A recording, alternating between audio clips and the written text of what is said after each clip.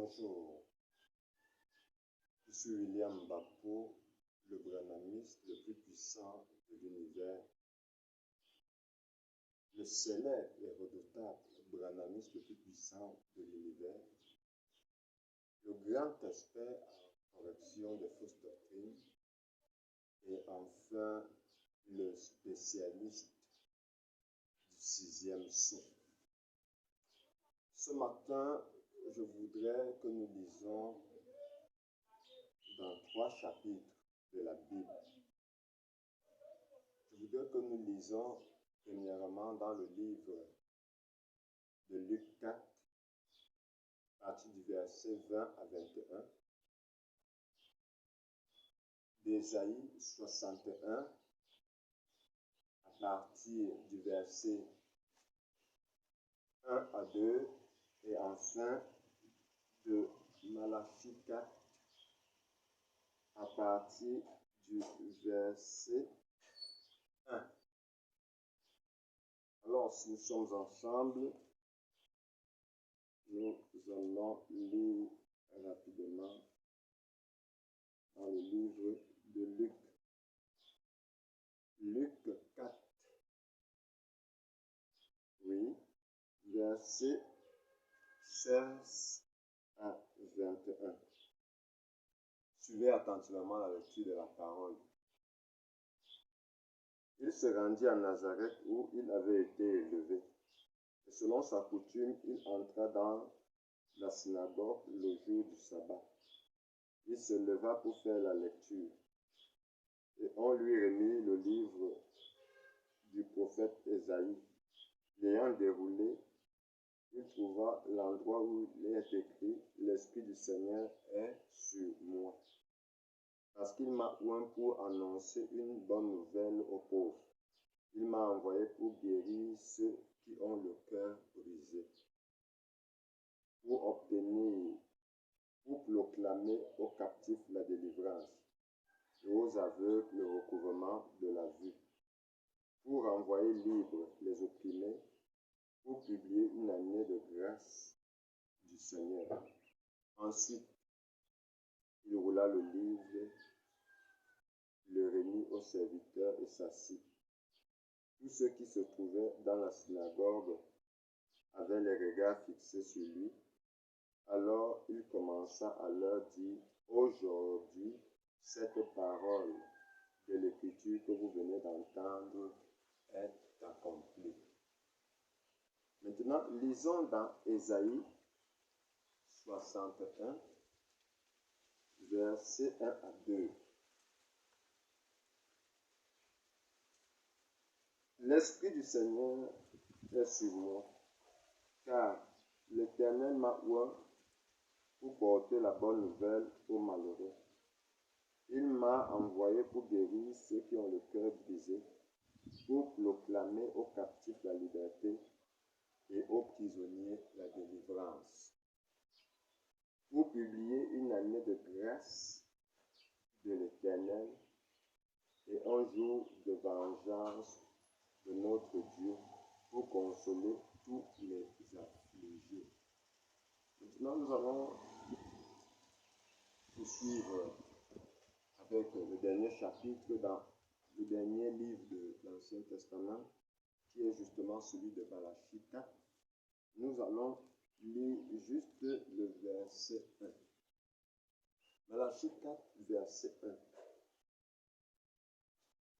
Car voici le jour vient ardent comme une fournaise. Tous les hautains et tous les méchants seront comme du chaume. Le jour qui vient les engagera, dit l'Éternel des armées. Il ne leur laissera ni racine ni rameau.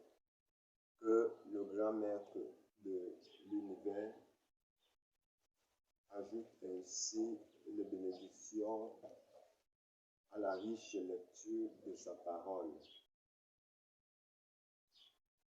Je voudrais vous parler sur aujourd'hui cette écriture que vous venez d'entendre est accomplie. Et pour cela, j'aimerais lire le commentaire personnel de Frère Branham, dans un premier temps, bien sûr, dans la brochure intitulée L'état présent de mon ministère, à partir du paragraphe 35 et enfin le paragraphe 36. Nous allons voir comment est-ce que Frère Branham explique Luc 4, 16 à 21.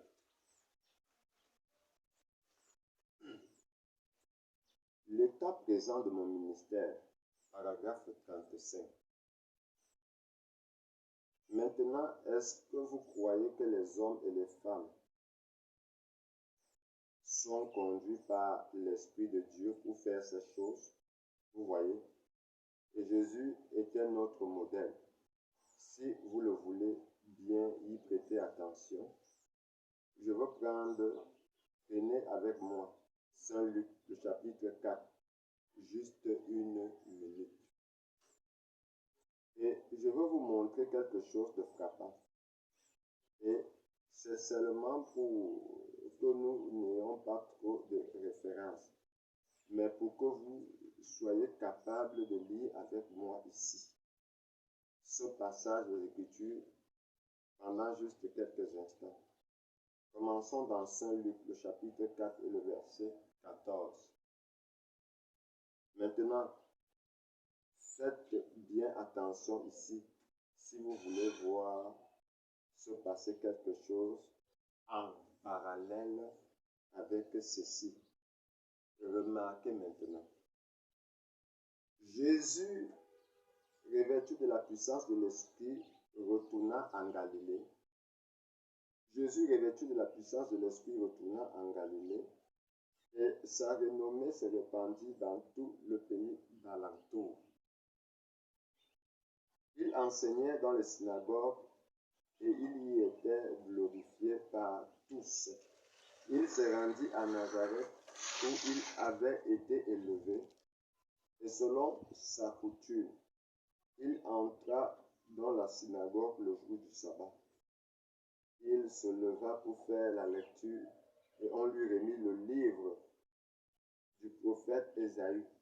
L'ayant déroulé, il trouva l'endroit où il est écrit « L'Esprit du Seigneur est sur moi, parce qu'il m'a oint pour annoncer une bonne nouvelle aux pauvres.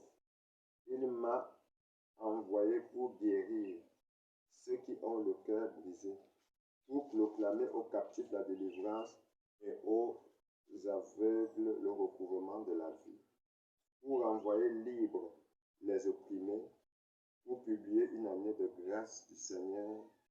Ensuite, il roula le livre. Maintenant, si vous voulez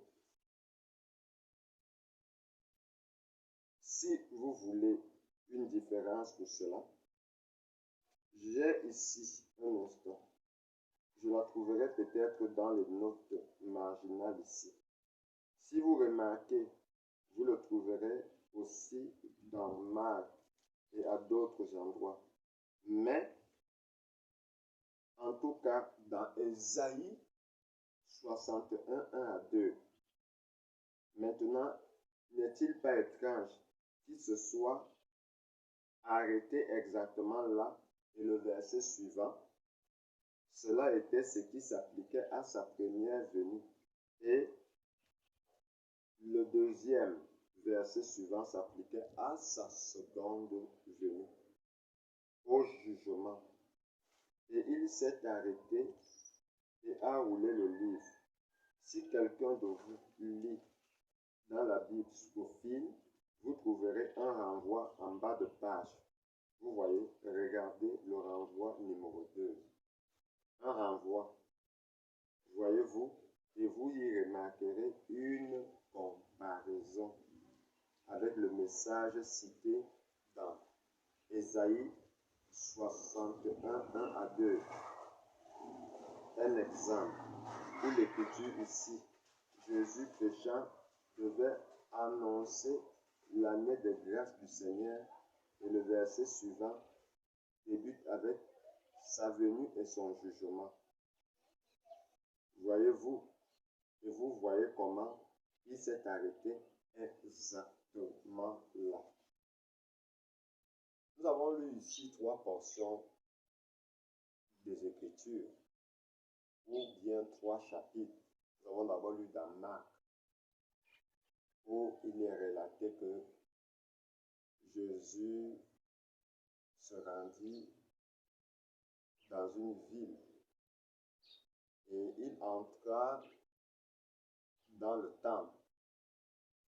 Et par coutume, le souverain sacrificateur avait pour habitude de remettre les rouleaux de la loi, ou en d'autres termes la Bible qui est manuscrite aujourd'hui, à quelqu'un pour qu'il fasse la lecture. Et Jésus a été trouvé digne aux yeux du sacrificateur pour que ce dernier fasse la lecture. Et après la lecture,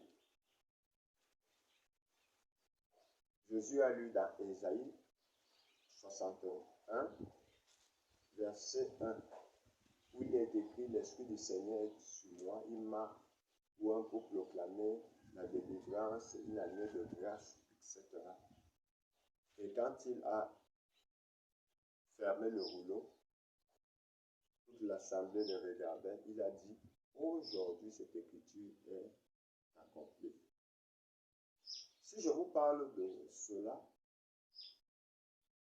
c'est parce qu'il y a eu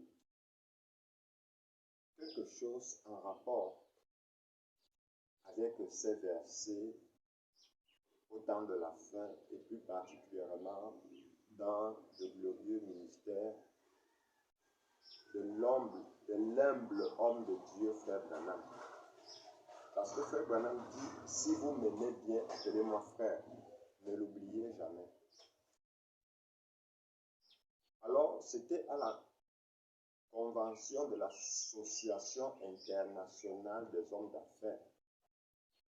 C'était le 24 janvier 1965 dans l'État d'Arizona. Alors, Frère Branham devait parler sur les douleurs de l'enfantement.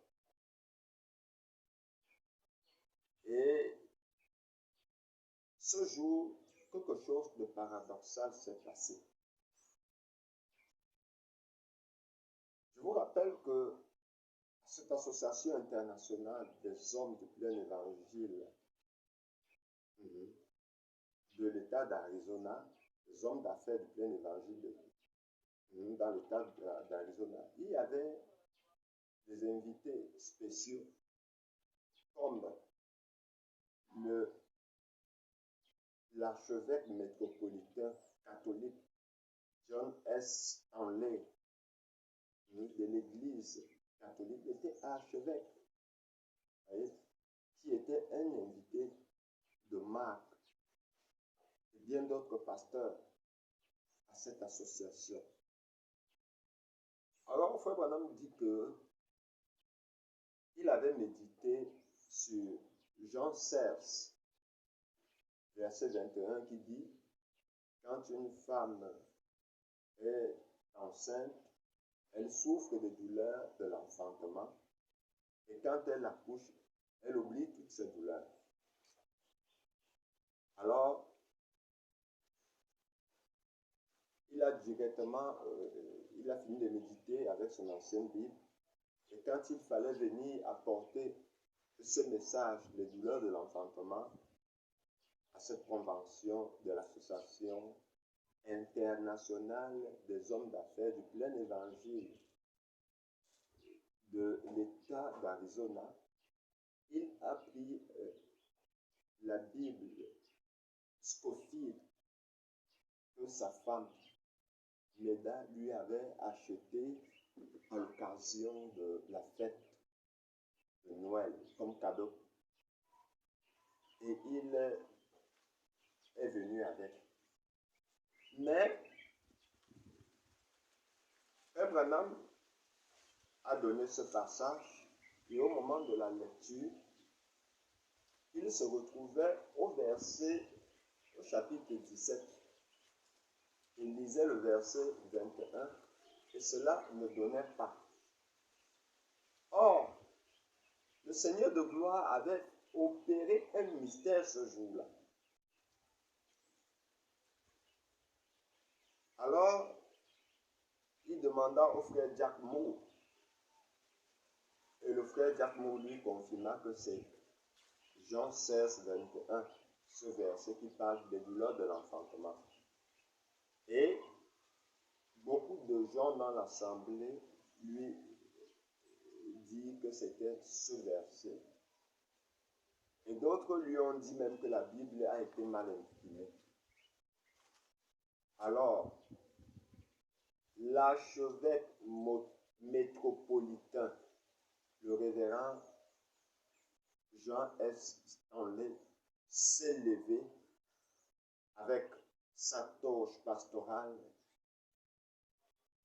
etc., et est venu avec sa Bible ouverte dans Jean 16, verset 21, et lui a dit,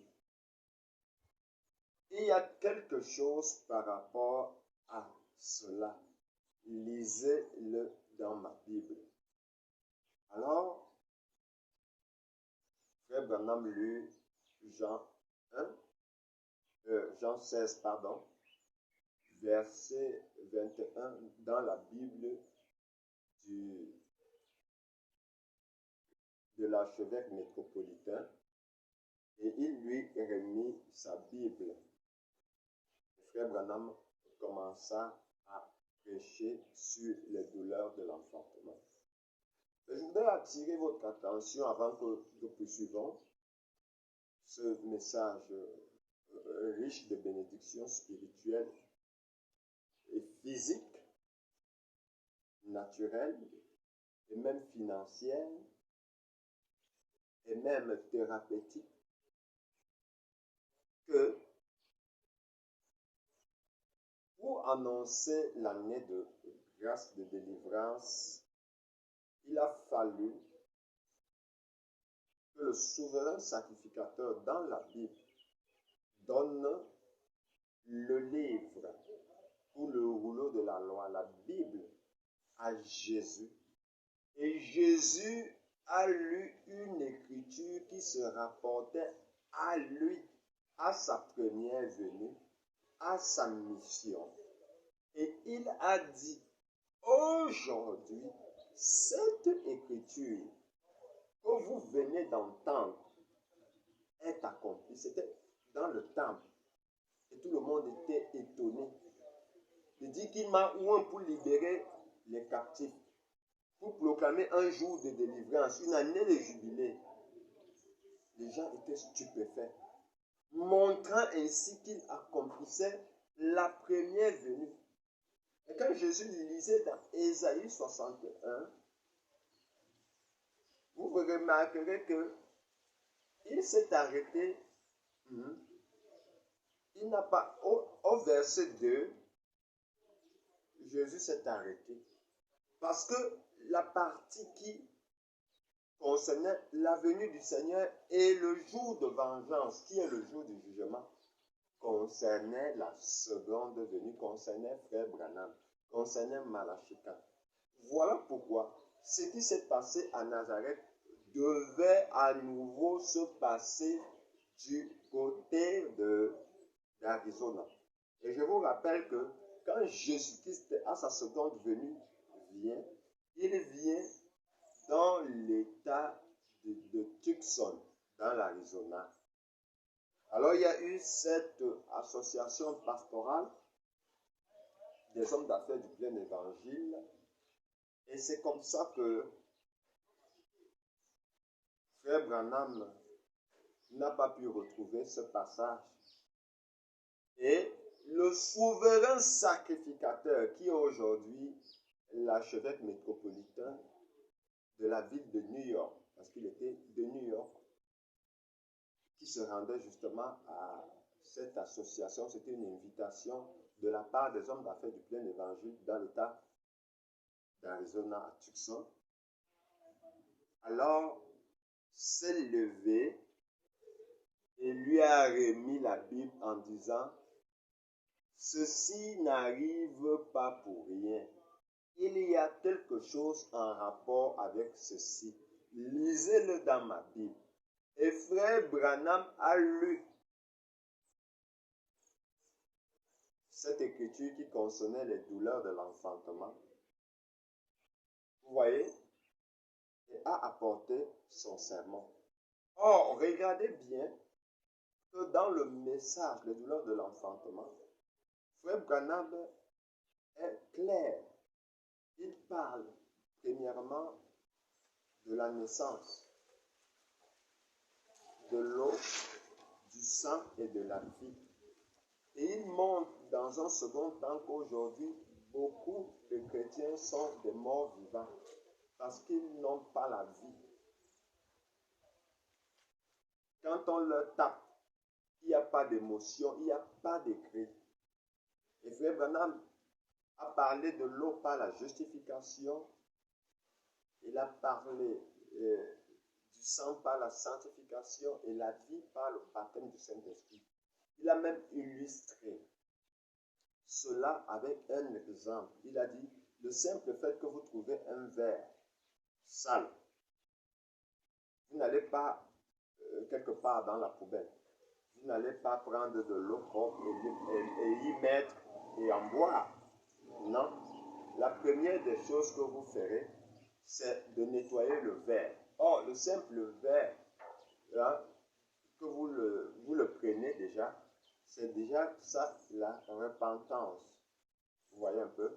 Et maintenant, le simple fait de le nettoyer, le javeliser, c'est la sanctification. Et y verser l'eau pour boire, c'est ça le baptême du Saint-Esprit. Et frère Branham est tombé sur ce passage de Jean 16, 21, montrant que quand une femme accouche, elle éprouve les douleurs. Je voudrais lire cela parce que je pense qu'il est important que vous ayez le contenu. Jean chapitre 16, verset 21. Suivez attentivement, nous y sommes. Il est dit ici, la femme, lorsqu'elle enfante, éprouve de la tristesse, parce que son heure est venue. Mais lorsqu'elle a donné le jour à l'enfant, elle ne se souvient plus de la souffrance à cause de la joie qu'elle a de ce qu'un homme est né dans le monde. Or, frère Branham a lu cela et il l'a montré en rapport avec quelque chose de particulier. Il a parlé de la terre.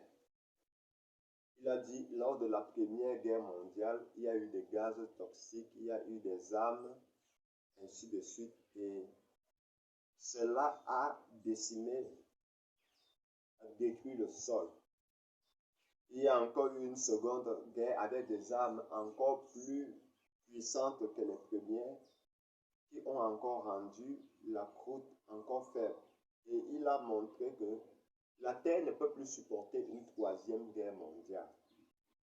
Parce que le simple fait, avec les bombes que les gens, les savants ont mis sur pied, telles que la bombe à colbate, la bombe à hydrogène, la bombe à fragmentation, si l'une d'elles était larguée, par exemple la bombe à hydrogène qui fusionne avec la chaleur, alors la Terre sera jetée dans le soleil.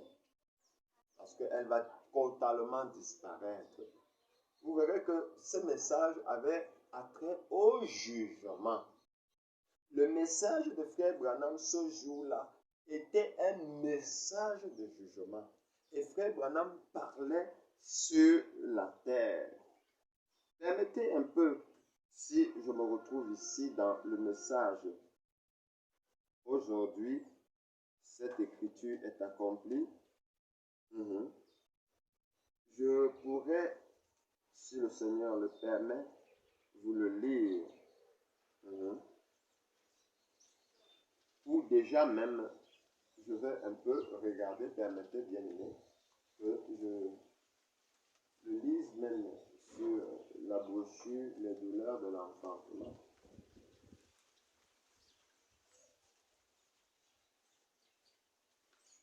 Une minute, s'il vous plaît.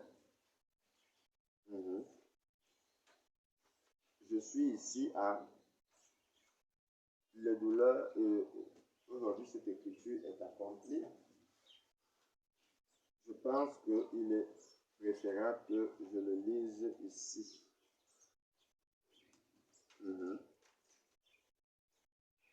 Ok. Je suis parvenu à retrouver cela.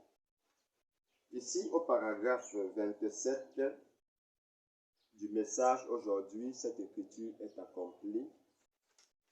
Je vais donner la date du 19 février 1965 à Jeffersonville. Je vais commencer par le paragraphe 27.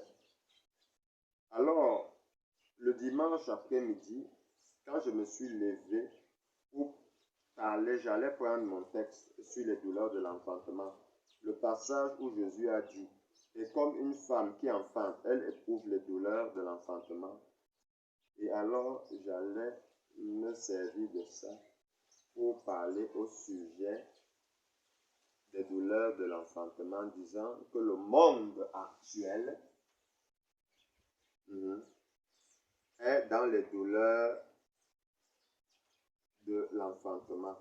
L'ancien monde doit disparaître pour que le nouveau monde puisse naître. Tout comme une semence doit tomber en pourriture pour produire la vie. Paragraphe 28 maintenant. Et que les douleurs de l'enfantement ont frappé le monde. À la Première Guerre mondiale, elle a eu une douleur aiguë parce qu'il y avait des gaz toxiques et ainsi de suite qui pouvaient presque détruire le monde. Et à la Seconde Guerre mondiale, elle a été prise d'une autre douleur, plus difficile à supporter. Il y avait des bombes de gros calibre et une bombe atomique aussi. Elle ne pourra pas supporter une autre douleur de l'enfantement. Avec ces missiles et ces choses qu'il y a aujourd'hui, une guerre de plus la projettera dans l'espace. En effet, maintenant, elle va accoucher et il y aura une nouvelle terre. La Bible dit qu'il y en aura une. Donc voilà un peu le message ce jour-là, qui avait rapport comme ça à la seconde venue. Et la seconde venue est liée au jugement. Tout le monde sait que quand Jésus-Christ reviendra à sa seconde venue, c'est pour juger.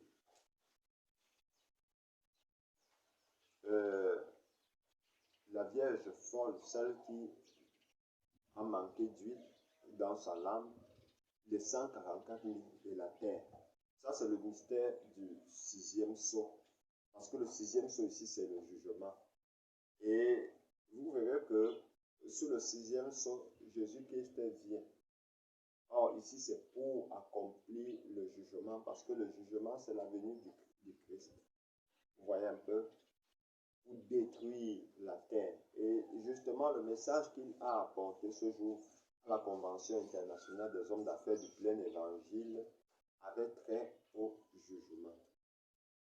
Alors, Frère Branham a fini d'apporter son sermon et il est rentré.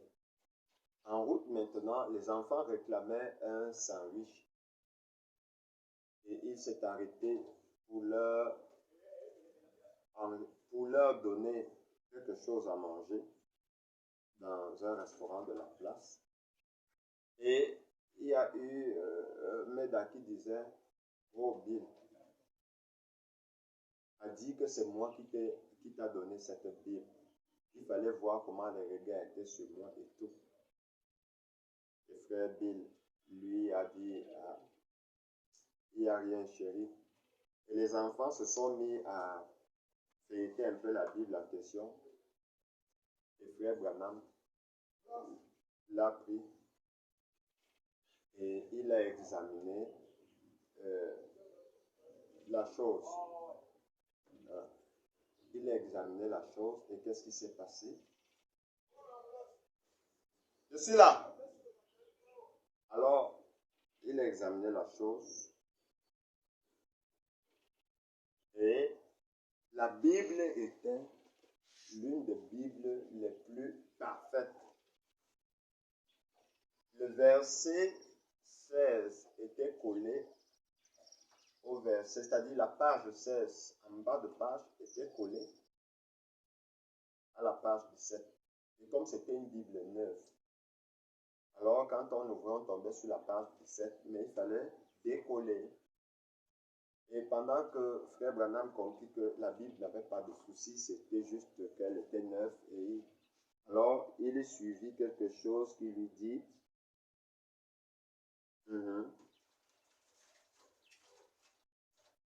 aussi vrai qu'il pouvait entendre n'importe quelle voix, il suivit quelque chose qui lui dit, il se rendit à Nazareth où il avait été élevé et le souverain sacrificateur lui donna la Bible. Donc cette voix est venue clairement, il entendait la voix. Alors frère Branham l'a répliqué. Je voudrais, permettez-moi si je peux vous faire cette lecture ici. Cela vous fera du bien. Frère Branham dit d'abord ici, aujourd'hui cette écriture est accomplie. Paragraphe 19. Et maintenant ce soir, je voudrais attirer votre attention sur un passage de la parole de Dieu qui se trouve au chapitre 4 de Luc, à partir du verset 16. C'est Jésus qui parle. Aujourd'hui, cette écriture est accomplie. Aujourd'hui, que cette parole que vous venez d'entendre est accomplie. Maintenant, nous voudrons tirer de ceci une conclusion.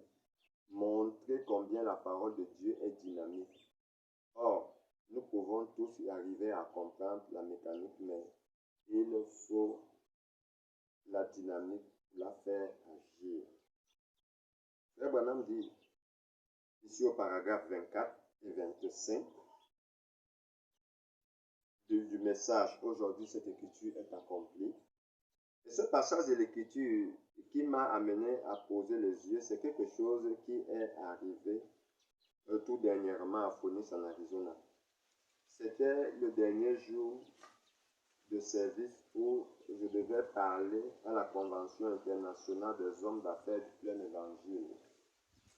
Et pendant cette convention, il y avait un invité parmi nous, c'était un évêque catholique qui est des rites chaldéens de l'Église catholique apostolique, le révérendicisme, Jean S. Stanley.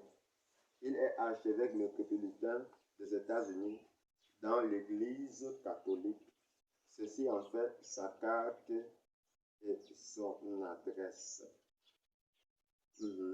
Alors, Frère Branham poursuit ici.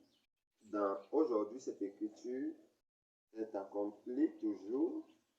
Et il dit au paragraphe 42, je vais commencer un peu plus haut, au paragraphe 37, et je vais lire jusqu'au verset 44. Donc 37 à 44 du message aujourd'hui, cette écriture est accomplie du 19 février 1965.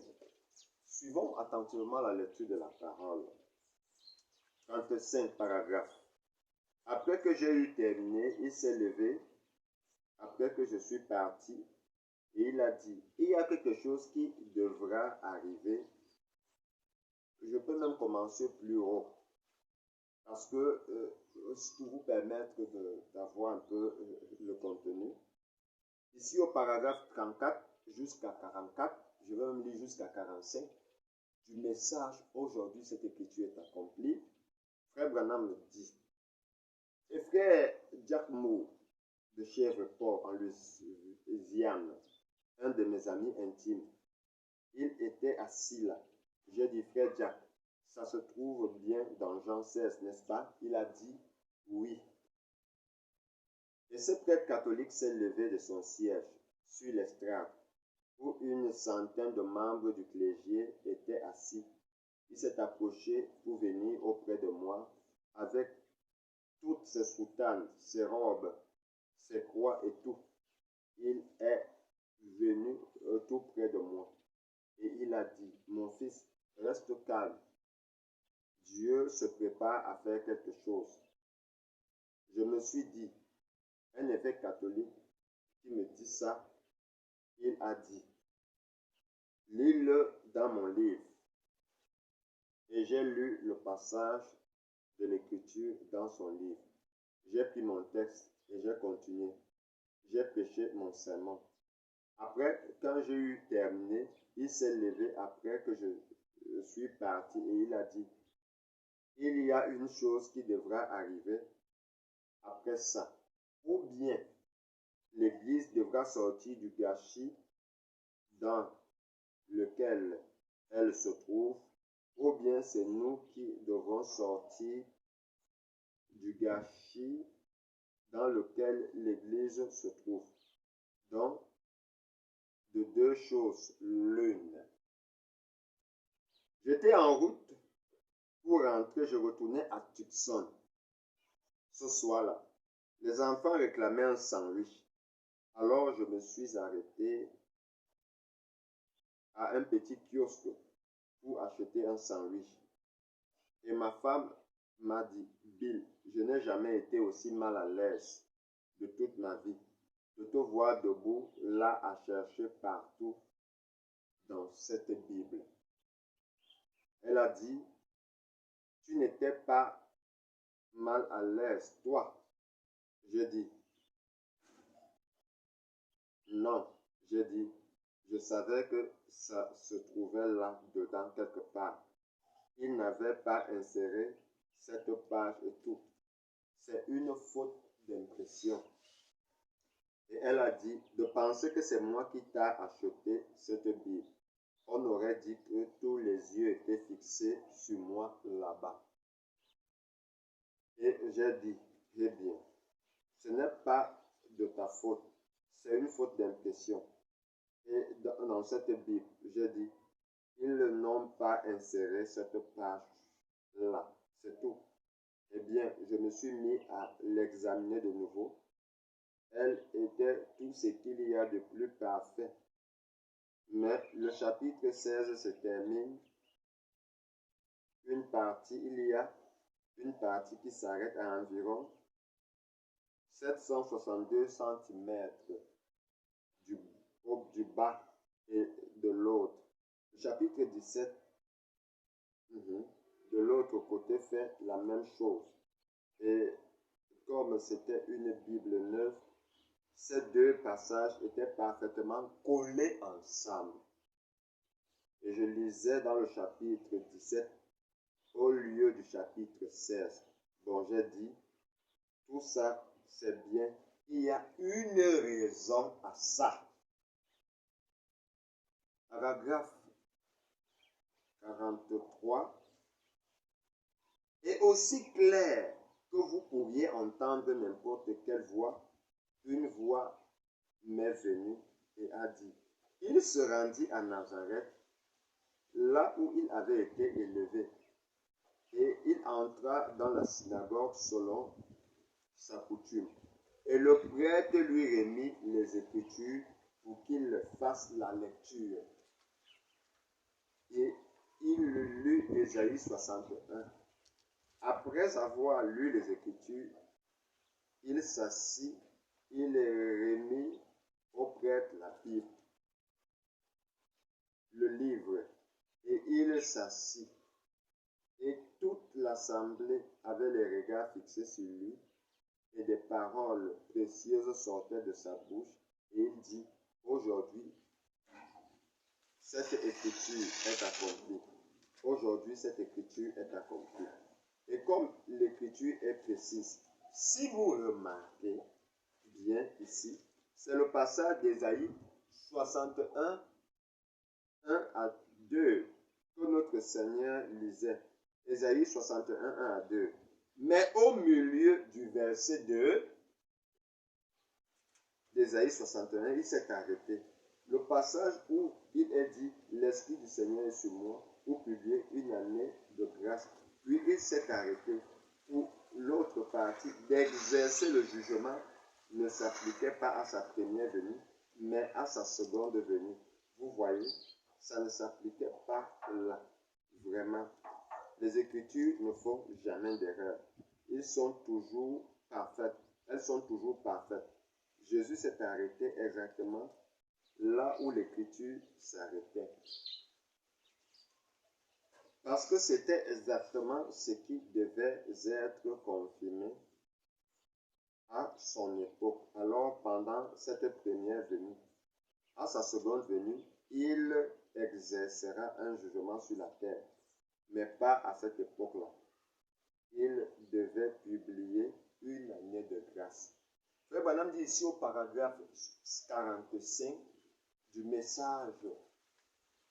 Aujourd'hui, cette écriture est accomplie du 19 février 1965 à Jeffersonville. Remarquez, le Messie était debout sur l'estrade pour s'identifier à la parole de la promesse pour cet âge-là. Comme c'est étrange, le Messie se tenait là debout devant l'Église et considérait ces précieuses paroles quand il dit pour publier une année de grâce. Vous voyez un peu. Or, à sa seconde venue, le Messie sera également debout pour dire cette écriture qui concerne le jugement dans sa globalité, dans sa généralité, dans sa totalité, est accomplie de nouveau. Parce qu'il doit venir exercer l'autre partie qui concerne le jugement. Et cela doit s'accomplir sous le ministère de Malachie 4. Voilà pourquoi nous avons lu Malachie 4, verset 1, qui dit « Le jour vient grand et redoutable, où tous les méchants et les hautains seront comme du chaume. Le jour qui vient les embrassera. » Or, Frère Branham dit, il s'agit de la tribulation, en d'autres termes, le jugement et la destruction de la terre et de tous les systèmes, de toutes les semences, de la vie humaine, de la vie végétale, de la vie animale, de la nature, parce que tout cela sera détruit sur le 6e sceau. Et qui va exercer le jugement? C'est Malachie 4 qui viendra détruire la terre. Voilà pourquoi, de nouveau, cette écriture était accomplie quand Frère Branham prêchait ce sermon, le douleur de l'enfantement, en rapport avec la destruction de la terre. Et dans l'état d'Arizona, où la seconde venue a bel et bien eu lieu en 1963. Vous savez, le nuage, la nuée de gloire qui est apparue dans le ciel bleu de Tucson, qui a été filmé par les satellites américains.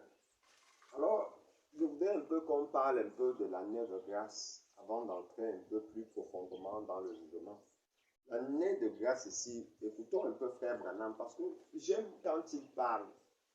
Je suis un vase de transmission. J'aime me mettre de côté pour le laisser parler. Et même si je ne fais pas évocation à ce qu'il a dit, sachez que c'est une citation parce que j'aime répéter Frère Branham, même dans le simple commentaire. Alors ici, aujourd'hui, cette écriture est accomplie. Parlons de l'année de grâce. Frère Branham dit, l'année de grâce, nous le savons tous comme lecteurs, la Bible, de la Bible, c'était l'année du jubilé. Quand tous les esclaves et tous les prisonniers, ceux qui étaient qui avaient été faits prisonniers. Ils avaient dû donner un fils pour payer cette dette ou une fille pour payer une dette. Et ceux-ci étaient en esclavage. Et peu importe combien de temps ils étaient en esclavage ou combien de temps ils étaient censés y rester, quand arrivait l'année du jubilé, lorsque la trompette sonnait, tout homme pouvait être mis en liberté. Et s'il venait être mis en liberté, vous étiez libre, vous n'étiez plus esclave. Ici au paragraphe 47, par contre, si vous vouliez demeurer esclave, il fallait qu'on vous conduise au temple et qu'on vous fasse approcher du poteau du temple. Et là, il prenait un poinçon et il perçait un trou à votre oreille. Après quoi, vous deviez servir ce maître jusqu'à la fin de vos jours. Or, Jésus-Christ était venu ici pour proclamer une année de délivrance, une année de jubilé. Or, tous les 7 ans, la trompette sonnait et c'était l'année de jubilé. Et comme nous l'avons lu, tous ceux qui avaient été faits esclaves, qui avaient donné des fils, etc., étaient justement libérés. Voilà pourquoi cette écriture qui concernait Jésus s'est accomplie sous le glorieux ministère de Jésus-Christ quand il est entré à Nazareth. Ça, c'était la première venue. Voilà la mission que Jésus est venu exercer à sa première venue. Mais ici, à sa seconde venue, quand il lit Ésaïe 61 à partir du milieu du verset 2, pour exercer une année de vengeance, sachez que il dit encore pour une seconde fois qu'aujourd'hui, cette écriture d'exercer le jugement de la terre, des humains, de la nature, est accomplie. Et nous voyons de nouveau le Messie des nations Tobo. Et ce Messie des nations n'est rien d'autre que l'humble frère Branham. C'était lui le Dieu des nations. C'est celui-là qui est venu juger les humains. Nous avons lu Malachie 4. Et je vais vous dire qu'il parle du jour de sa venue, du jour de la destruction de la terre, qui est le jugement. Or, frère Branham dit qu'il vient détruire la terre ici selon Malachie 4. Lisons dans Essayer de rendre un service à Dieu en dehors de sa volonté du 18 juillet 1965. Paragraphe 72. Suivez attentivement la lecture de la parole. Souvenez-vous que Sodome brûla. Est-ce bien? Ce monde doit brûler. Juste. Jésus l'a dit. Ce sera le temps où Luc, au chapitre 17, et le verset 30 dit, le jour où ce sera comme Sodome et Gomorrhe, le Fils de l'homme se révélera. Et ensuite, qu'arrivera-t-il? Selon Malachie 4, il brûlera de nouveau la terre, et les justes marcheront dans le millénium sur les cendres des méchants. Est-ce vrai? Vous voyez, ainsi, nous sommes exactement au temps de la fin. Nous sommes à la portée maintenant. Attendez qu'il vienne. Vous verrez que le même contexte s'est produit dans les années 65. C'était le même jour du Fils de l'homme que dans la Genèse, chapitre 18, où 3 hommes sont apparus. L'un d'entre eux était Elohim, et celui-là était le Fils de l'homme. Et Jésus a dit, ce qui se passait au temps de Lot se fera, ou au temps de Sodome et Gomorrhe se fera de nouveau quand le Fils de l'homme apparaîtra. Le Fils de l'homme ici, c'est qui? C'est Jésus-Christ lui-même, qui porte un homme nouveau, que les 7 tonnerres ont dévoilé, qui est Branham, qui vient maintenant pour exercer le jugement. Parce que je vais vous préciser, vous voyez un peu, la Bible parle de deux venues. Si nous avons trois venues aujourd'hui, c'est que le grand maître de l'univers, Frère Branham, a associé. Parle de la première venue par la Vierge. Quand Jésus-Christ est venu en Nazareth, c'était par la Vierge. Et la seconde venue par le lion. Or, le lion ici, c'est le lion de la tribu de Judas. Voilà, c'est le jugement, c'est le symbole du jugement. Vous voyez un peu. La Vierge ici, c'est la grâce. Il est venu proclamer une année de grâce. Ici, le lion, c'est le jugement. Et quand il vient à sa seconde venue, il est le juge suprême des cieux et la terre. Il vient juger la terre. Il vient détruire la terre pour que les justes puissent marcher sur la cendre des méchants après que la bombe atomique les a tous réduits, les a tous annihilés, les a tous décimés, les a tous détruits. Il vient donc exercer. Or, cette personne-là s'est d'abord révélée selon Luc 17:30 comme étant le Fils de l'homme. Mais si vous remarquez bien, le Fils de l'homme-là, il n'était pas un réformateur. Il était un révélateur des mystères de Dieu. Voilà pourquoi le mystère sur le jugement, mystère du sixième sceau, il devait nous dévoiler comment est-ce que la terre a pris fin. Vous voyez, a brûlé quand il est venu.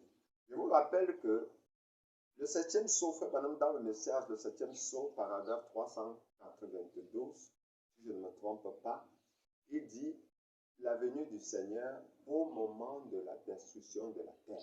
Donc cette venue-là, Isaïe 61, deuxième verset, concerne la destruction de la terre. Il va d'abord se révéler comme Fils de l'homme.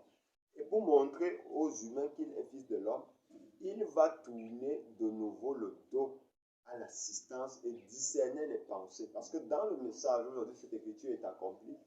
Frère Branham a tourné le dos à l'assistance. Et dans la brochure, arrive-t-il à Dieu quelque chose qui soit difficile à la part du Seigneur? Au paragraphe 33, Frère Branham dit, je vais tourner mon dos à cette assistance. Paragraphe 33.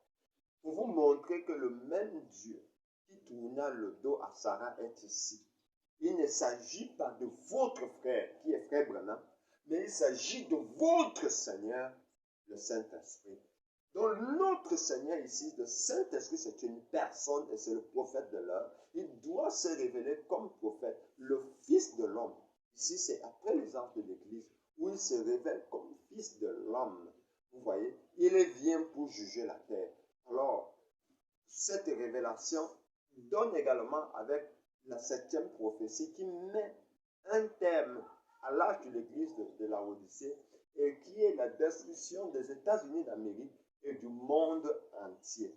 Voilà pourquoi, sous le sixième sceau, nous voyons comment toute la nature tremble, toute la nature est renouvelée pour que, par les bombes chimiques, par le feu du Saint-Esprit, nous voyons comment les systèmes dénominationnels sont réduits en cendres. Nous voyons comment la bombe à hydrogène brûle et jette la terre dans le soleil. Nous voyons les volcans en éruption. Nous voyons comment tout germe, tout microbe est détruit. Mais je voudrais établir un distinguo. Vous voyez, l'épouse ne se trouve pas sous le sixième sceau au moment où la terre est détruite, ni même son corps physique. Parce que le Christ vient enlever l'épouse dans son corps de gloire, qui est un corps terrestre glorifié, qui est un corps de résurrection. Or, l'épouse également doit revêtir ce corps. Or, l'épouse ici qui a été enlevée, qui était toi et moi, physiquement parlant, dans un corps glorifié, était Frère Branham. Cette épouse qui n'a pas vu la Troisième Guerre mondiale ou qui n'a pas eu part à la Troisième Guerre mondiale, qui n'a pas participé, qui n'a pas assisté, qui n'a pas eu effet aux droits de malédiction, de punition, qui se sont abattus sur les mécréants, les méchants, les sorciers, la Vierge folle et tous ceux qui ont rejeté comme ça. Vous voyez un peu le jour de grâce, à l'ouverture de cette sceaux, qui ont refusé de croire à Frère Branham. Alors, cette écriture s'est accomplie ce jour-là. Vous voyez, c'était pour exercer cela. Il a encore parlé des écritures qui se sont accomplies, la dépravation des mœurs. Il a parlé de l'hybridation aujourd'hui parce que nous mangeons des aliments hybrides. Le plantain est hybridé, les salades, etc. Il a parlé de tout ça. Il a parlé de la sodomie. Vous voyez, aujourd'hui, les hommes aiment le derrière des hommes comme des femmes. Ils apprécient le plus ça que l'endroit naturel qui a été donné pour cela. Les hommes mangent, se marient leurs enfants, la politique bat son plein. C'est des signes qui sont accomplis. Or, quand ces signes s'accomplissent, le péché a atteint son comble. Voilà pourquoi quand Christ vient, selon Ésaïe 61 au verset 2, il doit détruire la terre. Et c'est justement cette écriture qui a été accomplie dans l'état d'Arizona. Vous voyez un peu à Phoenix, pendant la convention de l'association internationale des hommes d'affaires. Ce jour-là, cette écriture était accomplie. Les sceaux même étaient ouverts. Le 6e sceau a interrompu la nature. Les étoiles, la lune, les volcans étaient en éruption. Les étoiles, la lune ont été en feu. La terre a été renouvelée. Et sous le 6e sceau, la terre a donné naissance à une nouvelle terre. Et les justes, ce jour-là, pendant la venue du Seigneur, sont entrés dans le glorieux millénium. Pas plus le millénium règne 1000 ans, mais le glorieux millénium qui est l'éternité réelle et authentique, en marchant sur la cendre des méchants. Voilà, je suis William Bako pour vous servir le célèbre et redoutable branhamiste le plus puissant de l'univers, l'expert, le grand expert bien sûr, en correction des fausses doctrines, et enfin le spécialiste du 6e sceau. Je vous convie tous à vous abonner sur ma chaîne YouTube, @ M majuscule, donc Mbapou William, donc W majuscule, 7. Le nom de ma chaîne, c'est le correcteur des fausses doctrines. À plus pour d'autres vidéos.